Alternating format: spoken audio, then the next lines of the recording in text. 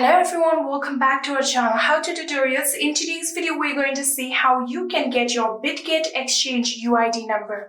Well, it is a very easy and simple process, so let's dive right into it. So the first thing that you need to do is open your Bitget wallet application.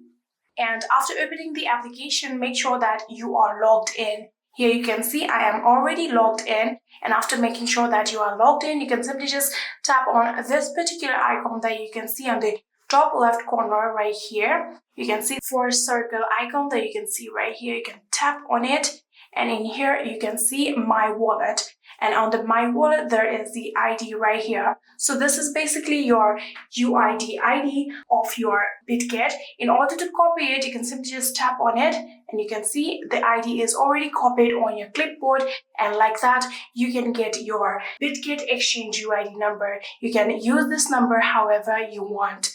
Right now here you can see we are already copied the UID. We're just going to paste it like this.